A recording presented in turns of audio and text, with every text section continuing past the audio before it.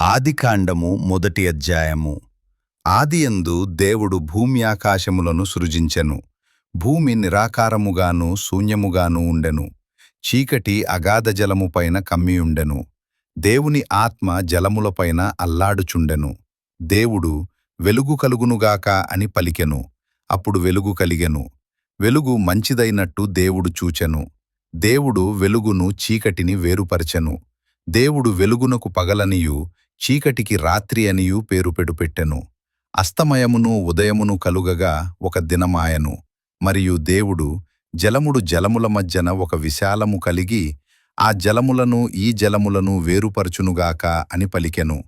దేవుడు ఆ విశాలమును చేసి విశాలము క్రిందనున్న జలములను విశాలము పైననున్న జలములను వేరుపరపగా ఆ ప్రకారమాయను. దేవుడు ఆ విశాలమునకు ఆకాశమని పేరు పెట్టెను.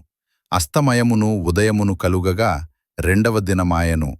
దేవుడు ఆకాశము క్రిందనున్న జలములు ఒకచోటనే కూర్చబడి ఆరిన నేల కనబడునుగాక అని పలికెను.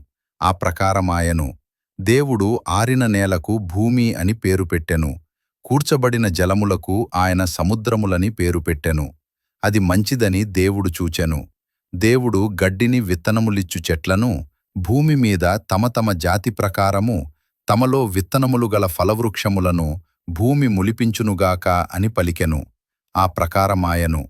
గడ్డిని తమ తమ జాతి ప్రకారము విత్తనములిచ్చు చెట్లను తమ తమ జాతి ప్రకారము తమలో విత్తనములు గల ఫలవృక్షములను భూమి ములిపించెను. అది మంచిదని